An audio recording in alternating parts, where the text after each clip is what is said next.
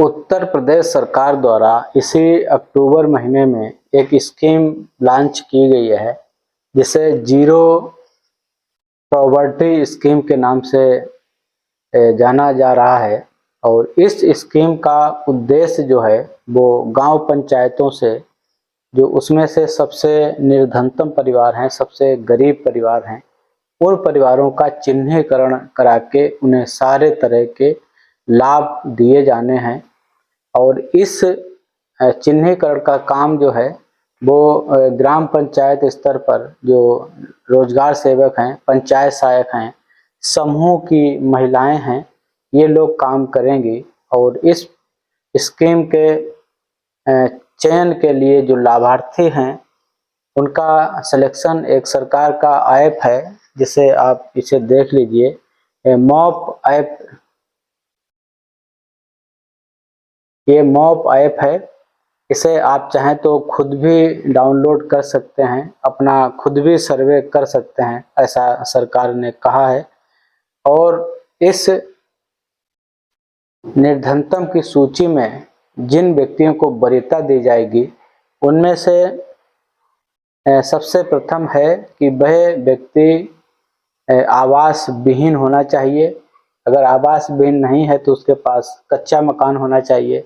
और दूसरी शर्त है कि वो परिवार भूमिहीन हो और दूसरों की भूमि पे खेती बाड़ी करके, बटाई तिहाई खेती करके अपना गुजारा कर रहा हो, या वो कृषि क्षेत्र में ही कृषि मजदूरी करता हो। आर्थिक और चौथा उसमें मानक है कि आर्थिक संसाधनों का उसके घर पे अभाव हो, खाने पीने की सुविधा ना हो। तो इस 4 कैटेगरी को आप याद कर लीजिएगा। एक तो मकान नहीं होना चाहिए, या अगर होना चाहिए तो कच्चा मकान होना चाहिए। और वह व्यक्ति के पास कोई भी अपनी भूमि नहीं होनी चाहिए। और दिहाड़ी मजदूरी अगर करता है किसी भी क्षेत्र में तो कृषि मजदूरी से जुड़े लोग इसमें उनको वरीयता दी जाएगी। और उनके घर में आर्थिक संसाधनों का अभाव भी होना चाहिए। तो इस 4 तरह के लोगों का सर्वे ग्राम पंचायत स्तर पर जो रोजगार सेवक हैं, पंचायत सहायक हैं और समूह की महिलाएं हैं उनके द्वारा किया जाएगा। और इसका सर्वे जो है वो जो अभी हम आपको ऐप दिखा रहे थे, मॉप ऐप, आप भी डाउनलोड कर सकते हैं। उस मोबाइल ऐप के पे ऑन स्पॉट सर्वे किया जाएगा। और वो सर्वे जो गांव घर जिस परिवार का सर्वे हो रहा है उस परिवार का मुखिया जब सामने होगा तभी सर्वे किया जाएगा, अन्यथा सर्वे नहीं किया जाएगा। तो आप इस बात को देख लीजिएगा कि अगर इस कैटेगरी के बाहर अगर लोग सर्वे कर रहे हैं तो इसका मतलब वो अपात्र लोगों का सर्वे कर रहे हैं। और इसमें चयन में त्रिस्तरीय व्यवस्था की गई है। तो प्रथम व्यवस्था में प्रथम स्तर पर लाभार्थियों का चयन होगा, जो गांव स्तरीय कर्मचारी हैं वो उनका चयन करेंगे ऐप पे जाके मौके पर। और द्वितीय स्तर ग्राम पंचायत में कमेटी गठित की गई है। उस कमेटी में प्रधान वर्तमान का होगा, पूर्व प्रधान होगा, और प्राथमिक विद्यालय के जो हेड मास्टर होते हैं वो होंगे। और 2 समूह जो गांव में होंगे कोई पुराने, उन समूह के 2 अध्यक्ष जो हैं इस समिति के सदस्य होंगे। 5 सदस्यीय समिति होगी। और ये 5 सदस्यीय समिति ही ऐप पे ही अपना निर्णय देगी कि कोई व्यक्ति इस योजना के लिए पात्र है या नहीं है। और उसमें 5 में से अगर 3 व्यक्ति किसी के पक्ष में सहमति देते हैं तब उसे पात्र माना जाएगा। अगर 4 या 3 असहमति देते हैं तो फिर वो व्यक्ति पात्र नहीं माना जाएगा।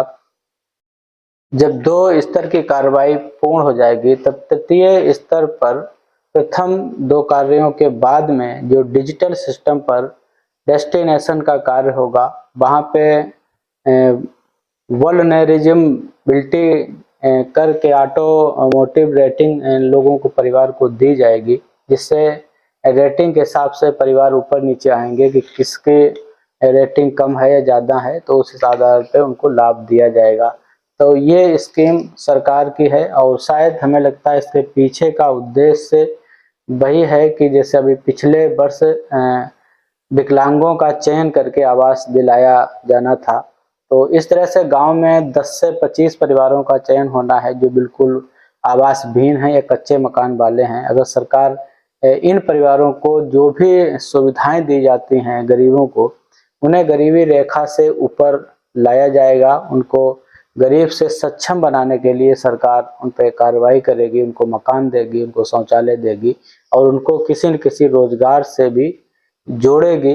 तो ये योजना आपके गांव के अंदर संचालित होगी, गांव के अंदर आपके सर्वे किया जाएगा। तो इस पे आप देखिएगा, हर ग्राम पंचायत से 10 से 25 लोगों का चयन होगा और पूरे उत्तर प्रदेश में सरकार ने करीब 5 लाख परिवारों का चयन करने की बात कही है और इन्हीं 5 लाख परिवारों को जो गरीबी रेखा से ऊपर बढ़ाने के लिए जो सुविधाएं दी जाती हैं, उनको वो सारी सुविधाएं उपलब्ध कराई जाएंगी। योजना नई है, अभी इसका संचालन और प्रचार प्रसार भी होगा, सर्वे का तमाम बातें आएंगी सामने।